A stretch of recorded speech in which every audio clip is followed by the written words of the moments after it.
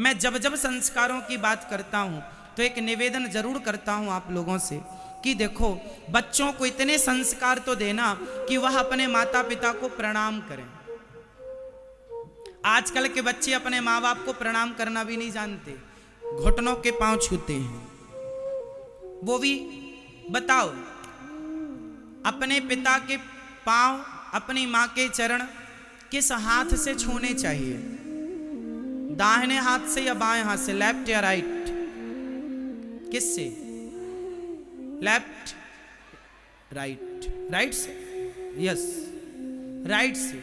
लेकिन आजकल कुछ लोगों को देखना लेफ्ट से हाथ ऐसे, उन्हें इतने बड़े हो गए घोड़ा, 25, 30, 35, 40 साल के हो गए, लेकिन अक्कल पांव छूने की नहीं। और गलती बच्चों से ज्यादा उनके माता पिता की है। माता पिता किसे कहते हैं बताओ? जो बच्चे पैदा करें, तो बच्चे पैदा तो सुअर भी करते एक बार में 12-12। यदि बच्चा पैदा करना महानता है तो सुअर तुमसे महान है। बच्चे पैदा करना बड़ी बात नहीं है, चिड़िया भी पैदा कर लेती है, कुत्ते भी पैदा करते हैं, एक बार में ढेर पिल्ले पैदा होते हैं। बच्चे पैदा करना बड़ी बात नहीं है मेरी माँ। बच्चों को संस्कारी बना देना, जिन माँ बाप के द्वारा बेटों को संस्कार दिया गया वो माता पिता ही माता पिता हैं। जो बच्चों को जन्म देते हैं और संस्कार नहीं देते वह माता पिता नहीं, दुश्मन है। तुम्हारा बेटा शराब पीता है, तुम्हारा बेटा पराई नारी को गलत निगाहों से देखता, छेड़ता, उसके साथ बलात्कार करता है, तो तुम कौन हो? माँ हो? तुम बाप हो? धिक्कार है तुम जैसे माता और पिता पर जो तुम्हारी औलाद उल्टे काम कर रही है।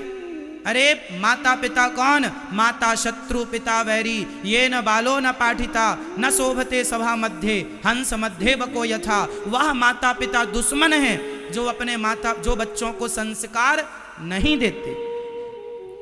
पैसा देना बड़ी बात नहीं है साहब, पैसा तो बाप का बेटे को मिलना ही है। बाप चाहे ना चाहे बेटे को मिलेगा।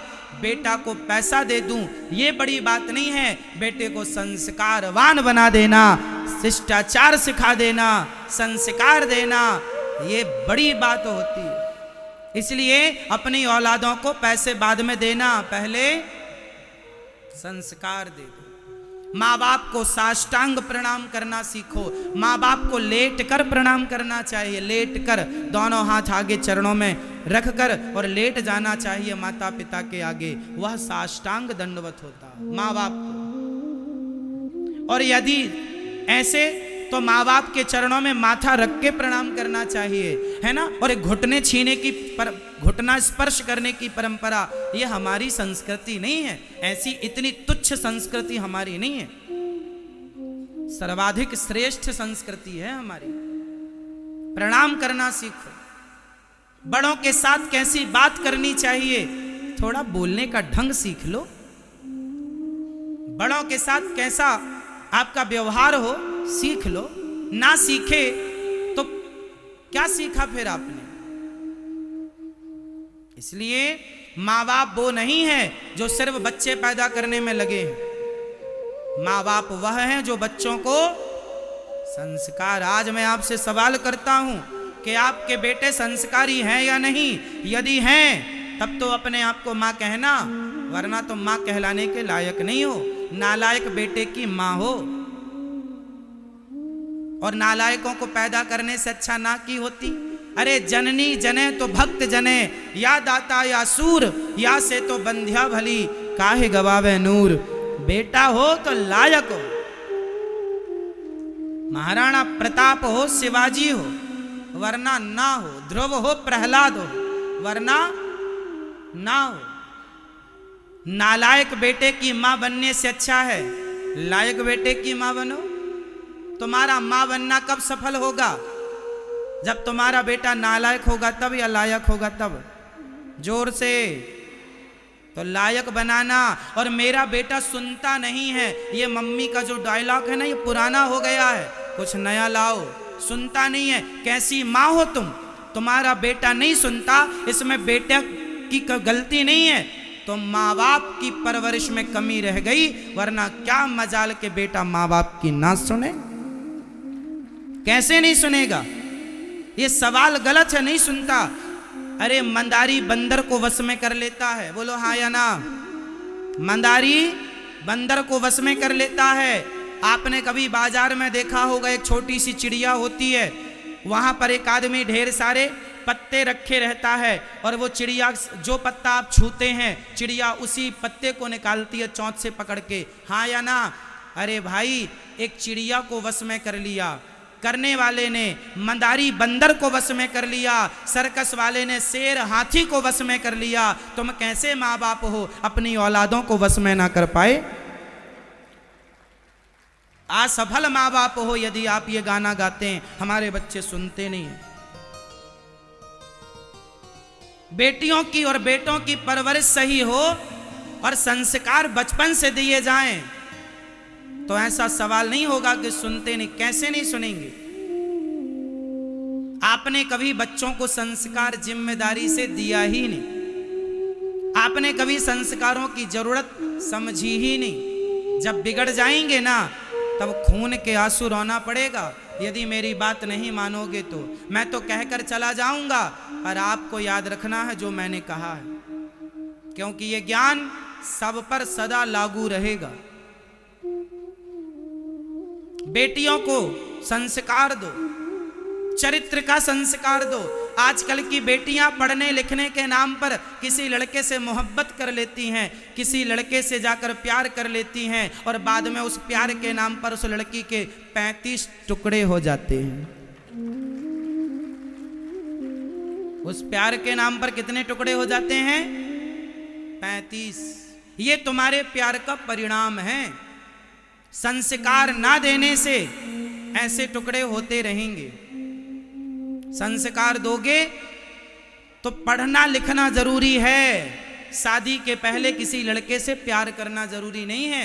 तुम्हें माँ बाप ने कॉलेज पढ़ने भेजा है, दिल लगी करने नहीं भेजा, दिल लगाने नहीं भेजा। पढ़ लो बेटा, नाम कमा लो, इज्जत कमा लो, पैसा कमा लो, सम्मान कमा लो, शादी विवाह तो हो ही जाएगी। कहां भागा जा रहा है? समझाओ अपनी बेटियों को। चरित्र बिगड़ गया तो धन पाकर करोगे क्या? बताओ, धन ज्यादा कीमती है या चरित्र? आपका कैरेक्टर ज्यादा मूल्यवान है या पैसा? जोर से, जोर से। आजकल की लड़कियां, कुछ लड़कियां पढ़ने लिखने के नाम पर जाकर किसी लड़के और किसी के साथ वह रिलेशनशिप में रहने लग जाती हैं। माँ बाप को लग रहा है पढ़ रही है, ये पढ़ाई है? माँ बाप की जिम्मेदारी यह है कि आजकल बेटियों को आप पढ़ने लिखने के नाम पर बड़े बड़े शहर भेजते हैं, भेजो साहब, पर थोड़ा ये याद रखो कि उस बेटी के साथ कोई तो हो, या माँ हो या भाई हो, कोई तो हो उसके सपोर्ट में, कल उसके साथ कुछ दुर्घटना ना घटे। जिम्मेदार कौन होगा? आज के जमाने में आप अपनी बेटी को अकेले कहां भेजेंगे? कहां सुरक्षित है आपकी बेटी?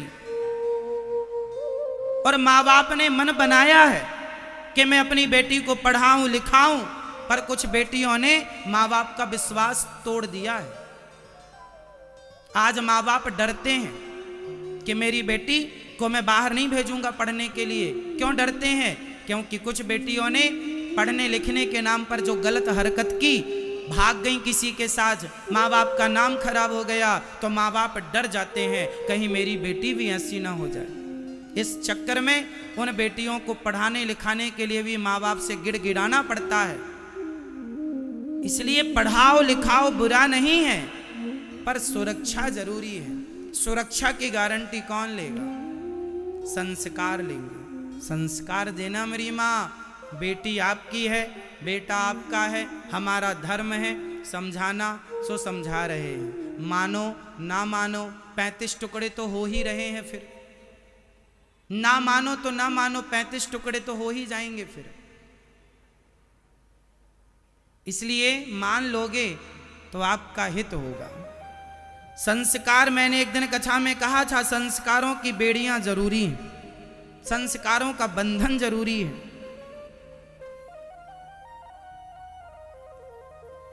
तो आप लोग अपने बेटों को और अपनी बेटियों को क्या देंगे मेरी माँ? चलो अब एक दूसरी बात करता हूं।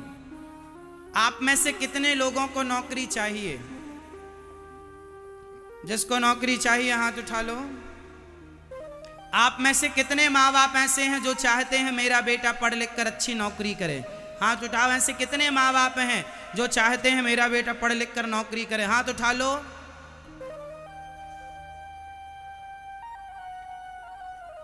आप चाहते हैं कि आपका बेटा नौकरी करे? अच्छा बताओ, नौकरी करना अच्छा है, नौकरी लेना अच्छा है या नौकरी देना अच्छा है? जोर से। नौकरी देना अच्छा है या नौकरी लेना? जोर से। तो नौकरी देना अच्छा होता है, नौकरी लेना। नौकर नहीं बनना है आपको, मालिक बनना है, मालिक। और मालिक बनोगे तो नौकरियां दोगे। आप लोगों ने ये पहले से दिमाग सेट कर रखा है हमें नौकर बनना है, इसलिए आप नौकर ही रहते हैं। मालिक बनने का कभी सोचते नहीं, इसलिए मालिक बनते नहीं। अरे सोच तो रखो, हमें नौकरी लेनी नहीं है, हमें नौकरी, जोर से, नौकरी लेना या देना? लेना अच्छा कि देना अच्छा? देने वाले बनो। तो आप कितने माँ बाप अपने बेटों को नौकरी देने वाला बनाएंगे? मैया आप क्या बनाओगी? देने, बिजनेसमैन। नौकरी देने वाला बनना है आपको। अभी से दिमाग सेट करो कि हमें नौकरियां देनी है, देनी। अपना बिजनेस करो, अपना व्यापार करो, लघु उद्योग शुरू करो। नौकरियां कब तक लेंगे? अब आप सवाल करें कि महाराज जी सब नौकरियां देने वाले हो जाएंगे तो नौकरियां लेगा कौन? अरे पहले आप देने वाले बनो तो सही। लेने वालों की कमी थोड़ी है। जब हमारे देश का प्रत्येक नागरिक नौकरी देने वाला बन जाएगा तो अमेरिका, जापान, लंदन के लोग आएंगे नौकरियां लेने के लिए। बताइए, जिस देश में नौकर ज्यादा हो वह देश बड़ा होता है या जिस देश में मालिक ज्यादा हो वह देश बड़ा होता है? जोर से। तो मालिक बनाना है बच्चों को, ना कि नौकर। मालिक बनाओ, खुद का कुछ करो। कब तक दूसरों के टुकड़ों पर पलोगे? और एक बात बेटों के लिए, पिता की संपत्ति पर हमें मौज नहीं करनी चाहिए। हम कहते हैं कि बाप का धन मध्यम होता है, बाप का धन भी हमें नहीं लेना चाहिए। बताओ, खुद की कमाई सबसे अच्छी या बाप का दिया धन सबसे अच्छा? बोल दो। उत्तमम स्वाजितम वित्तम मध्यमम पितुरर्जितम अधमम भ्रातृवित्तम चा स्त्री वित्तम अधमाधमम। आज हमारे भारत में 40-50% बच्चे ऐसे हैं, बल्कि 60% बच्चे ऐसे हैं जो बाप की संपत्ति पर मौज कर रहे हैं, बाप की संपत्ति को खा रहे हैं, उड़ा रहे हैं। खुद का अपना कोई काम नहीं है। जो बाप का है उसे कम कर रहे हैं, उसे बेच के अपनी लग्जरी गाड़ियों की इच्छाएं पूरी कर रहे हैं। अरे भाई, बेटे, तुम्हारे बाप ने मेहनत से कमाया है, तुम भी मेहनत करके अपने बाप के नाम को और बड़ा करो, अपने बिजनेस को बड़ा करो, व्यापार को बड़ा करो। बाप के टुकड़ों पर नहीं पलना चाहिए। क्यों जी? बाप का धन तो मिलेगा ही आपको, लेकिन बाप के नाम से आपकी पहचान है, ये आपकी कोई पहचान नहीं है। आपका एक अपना नाम होना चाहिए। मैं फलाने का बेटा हूं ना, मैं फलाना हूं, वो मेरे पिताजी हैं। मेरे नाम से मेरे पिताजी को जाना जाए, मेरे पिताजी के नाम से मुझे ना जाना जाए।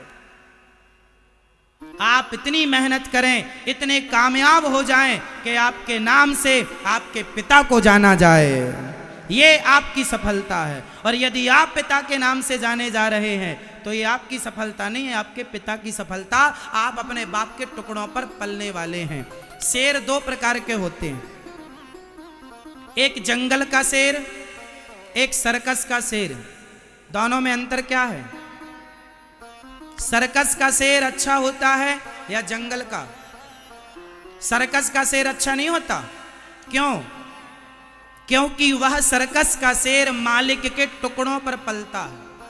वह मालिक के टुकड़ों पर पलता है।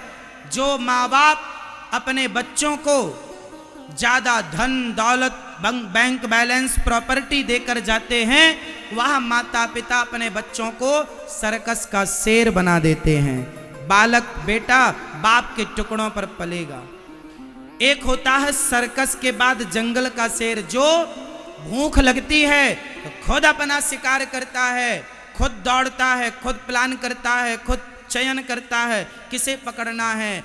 जो अपने रोटी स्वयं अपने मेहनत अपने पसीने से जो अपनी रोटी पकाता है, जो अपना पेट अपनी मेहनत अपने पसीने से भरता है अपना पेट, वह जंगल का शेर होता है। और सर्कस का शेर तो मालिक समय पर आया, टुकड़े फेंक कर चला गया। जो बाप की संपत्तियों पर पल रहे हैं वह बेटे सर्कस के शेर हैं, और जो खुद अपने बलबूते कमा रहे हैं वह जंगल के शेर हैं। अब आपको निश्चित करना है कि आपको जंगल का शेर बनना है या सर्कस में आप खुश हैं। बताओ मेरे नौजवान दोस्तों भाइयों, कौन सा शेर बनोगे? जोर से। सर्कस का या भैया? ओ भाई देख लो इधर एक बार। अच्छा वहीं देख रहे हैं। बताओ आप कौन से शेर हैं? जंगल के हैं? अच्छा आप कौन से शेर हैं? जंगल के। पिताजी के टुकड़े पर तो नहीं? आप बताओ साहब, कोट पैंट वाले भैया बताएंगे, आप सर्कस के हो कि जंगल के हो? जंगल के हो तो यहां सब जंगल वाले ही हैं। ये अच्छी बात है। मैं तो आपको केवल ये निवेदन करूंगा कि आप देखो, बाप का धन कहीं नहीं जाना, अपने को ही मिलना, लेकिन फिर भी हम अपने हाथ पांव चलाना शुरू कर लें तो वो धन और बढ़ेगा, पिता का नाम और बढ़ेगा, आपके कुल खानदान का नाम बना रहेगा मार्केट में।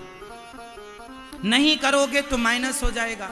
आज हमारे देश में ऐसे कितने बेटे हैं जो माँ बाप की सारी संपत्ति बेच बेच के गाड़ी बंगला ले रहे हैं। बनाना कुछ नहीं है, बिगाड़ना है।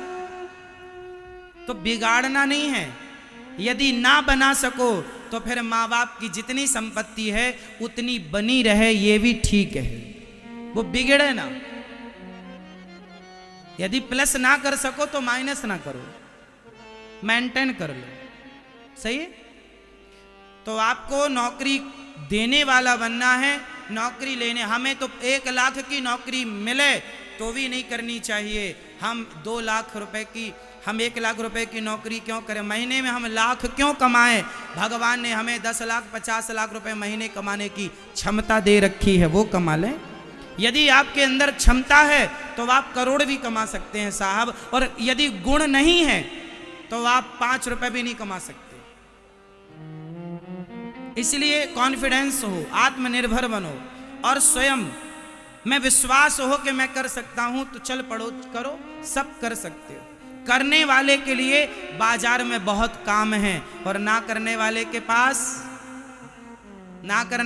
पास कोई काम नहीं है। रोना है, हमारे तो भाग्य में ही नहीं है, हमारी तो किस्मत ही फूटी है। ये किस्मत का रोना, ये भाग्य का रोना कौन लोग रोते हैं? अकर्मण्य लोग, मूर्ख लोग।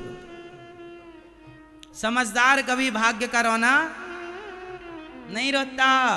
3rd क्वालिटी के लोग हैं जो भाग्य के नाम का रोना लिए बैठे हैं। आप तो नहीं रोते भाग्य का रोना? बच्चों से कहना सुने कथा, और वो भी सेल्फ डिपेंड बने, आत्मनिर्भर बने। तो संस्कार ये हैं हमारे।